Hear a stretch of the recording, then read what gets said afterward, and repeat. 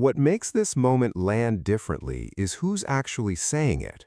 Chris Broussard went on national television and said something Lakers fans have been quietly wondering about for years, and it caught a lot of people off guard, especially given how consistently he's defended LeBron James throughout his career. The moment those comments went public, the entire conversation around the Lakers seemed to shift. A question plenty of people had been avoiding suddenly became impossible to ignore. If even Broussard is now suggesting LeBron may not be willing to fundamentally change his game for the sake of the team's bigger picture plans, what does that actually mean for the Lakers? When you got LeBron guys finally coming out here and saying the bloody truth, right? So, as you guys know, a good amount of people have accused LeBron of using these last 5-6 years to just kind of enhance his own legacy. Chase Kareem Abdul-Jabbar's scoring record, hold on to 10-point scoring streak, stat pad and all of that. People have said that, once LeBron realizes the team won't be any good in any given season.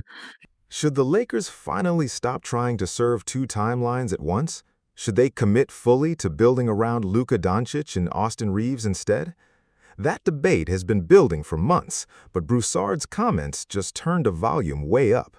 When someone with his track record starts raising these kinds of concerns, people pay attention. This isn't a commentator known for taking shots at LeBron or hunting for reasons to criticize him. He hasn't built his reputation on attacking LeBron's legacy, questioning his commitment, or suggesting personal stats matter more than winning. If anything, it's been the opposite. Time and time again, Broussard has stepped up to defend LeBron whenever criticism started piling on. He's consistently offered extra context during controversies and has generally approached situations from an angle that favored the four-time champion. That's exactly why these comments are generating so much buzz right now. Broussard has been open about his connection to Clutch Sports, the agency that represents LeBron, and he's never hidden where his loyalties tend to lean. His coverage has typically skewed supportive, and NBA fans have picked up on that pattern for years. So when someone who's been a consistent supporter starts acknowledging uncomfortable truths about the Lakers' situation, people notice immediately. And if voices like Broussard's are starting to ask the hard questions, it might be a sign that the entire conversation around this team is shifting into a new phase. So when Chris Broussard went on First Things First and said plainly that LeBron James probably isn't going to significantly change how he plays to better fit the Lakers' current roster, it didn't feel like just another manufactured TV debate. When you got LeBron guys finally coming out here and saying the bloody truth, right? So, as you guys know, a good amount of people have accused LeBron of using these last 5-6 years to just kind of enhance his own legacy. Chase Kareem Abdul-Jabbar's scoring record, hold on to 10-point scoring streak, stat pad and all of that. People have said that, once LeBron realizes the team won't be any good in any given season, This was a significant admission coming from someone who has spent years defending LeBron whenever criticism started piling up. That alone made people stop and pay attention.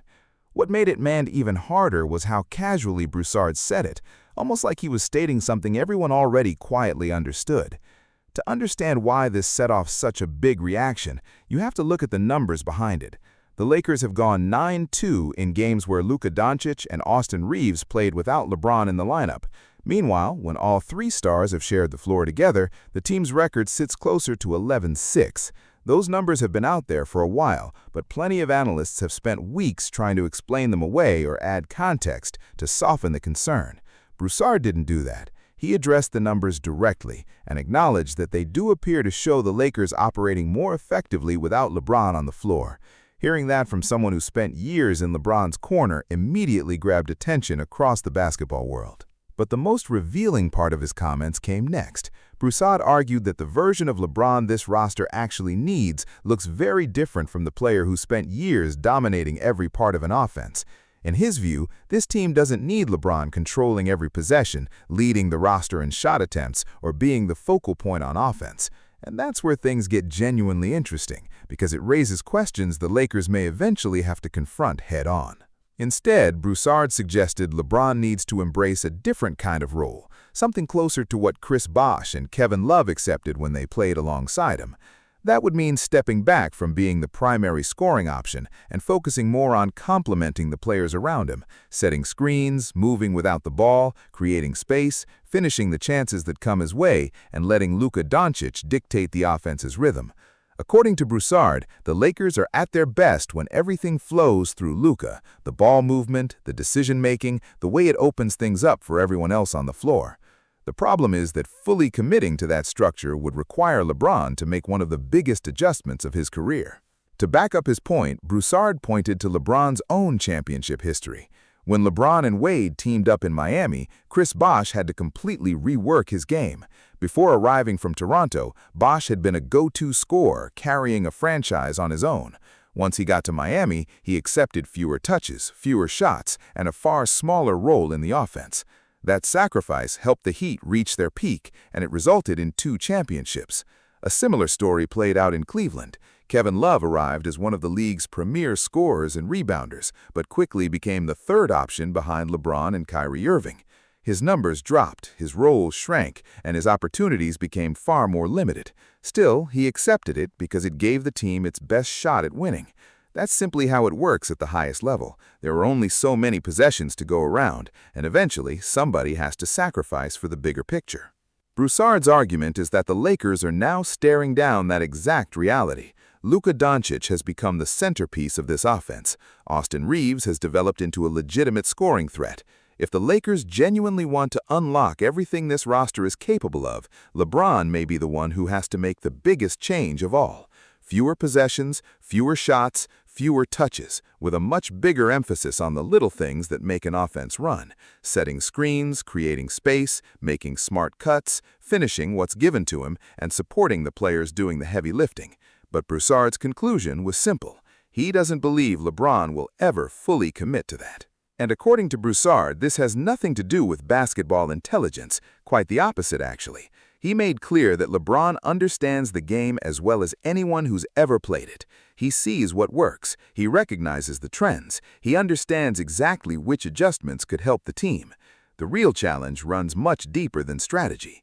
After spending more than 2 decades as the offensive centerpiece of every team he's played for, changing that identity is an entirely different kind of challenge.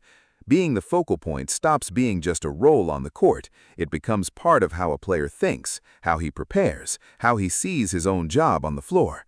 That's why Broussard compared the situation to legends like Michael Jordan and Allen Iverson. When a player spends an entire career carrying an offense and serving as the face of a franchise, that mindset becomes deeply rooted. It shapes every decision, every system built around him, and how teammates respond to him. Walking away from that role is something very few superstars have ever managed to do successfully. Then there's another layer that complicates things even further: legacy. Throughout his career, LeBron has openly cared about milestones, records, and where he ranks historically. Those accomplishments have become central to how his career gets discussed and remembered. A smaller role would almost certainly mean lower production, fewer points, fewer assists, a slower climb towards an already historic list of achievements. Broussard suggested that reality could naturally factor into how this all plays out, and that's the difficult question facing the Lakers. If the organization isn't widely seen as a true championship contender, regardless of how the rotation is built, does the priority stay on maximizing the roster around Doncic, or does protecting individual milestones become a bigger part of the equation? That's the debate that suddenly got everyone talking. Continuing to play heavy minutes, keeping up strong scoring numbers, and adding to an already historic resume all become part of that conversation. But Broussard pointed to something that can't be fully captured by stats alone. LeBron's presence changes how everyone around him plays. Even when he encourages teammates to be aggressive and trust their own instincts, many players naturally look to him for direction, simply because of everything he's accomplished. His reputation and influence create a gravitational pull on any team he's part of. Whether it's intentional or not, attention shifts towards him. That effect shows up most clearly with younger players and role players. Austin Reeves often seems to take cues from LeBron during games, and other teammates adjust their decisions based on where he's positioned or how the offense is flowing around him. Nobody necessarily plans for that. It's just part of sharing the floor with one of the most influential players the league has ever seen. According to Broussard, the moment LeBron is out of the lineup, that entire dynamic shifts almost instantly. Things get simpler. Doncic takes full control of the offense. Reeves slides into the secondary creator role. The rest of the roster settles into clearly defined jobs, and everyone knows exactly where they fit. Broussard also pointed to players who embrace team-first basketball as the kind of example successful teams often need. He brought up Marcus Smart, who in one game against the Knicks had a rough offensive night, but still delivered real value through defense, communication, hustle, and leadership, all the things that don't always show up in the box score, but often separate good teams from great ones. Players who accept their role, focus on execution, and contribute wherever the team needs the most. Which brings the conversation back to the Lakers and the bigger question hanging over the franchise. What does all of this actually mean going forward? Broussard admitted he remains skeptical about whether this roster can truly match up with the top teams in the Western Conference, and if that concern holds up, some difficult decisions may eventually be unavoidable. Teams like Oklahoma City and Denver continue to stand in the Lakers' way, and the West only seems to get tougher every season. There's no easy road to the top. But according to Broussard, the significance of the Lakers' success without LeBron goes well beyond this season's playoff picture. Those stretches may have offered something more valuable, a glimpse of what this franchise could look like going forward. When Doncic and Reeves have been given the keys, the Lakers have shown flashes of a team with sharp ball movement, a clear offensive identity, and pieces that fit together naturally.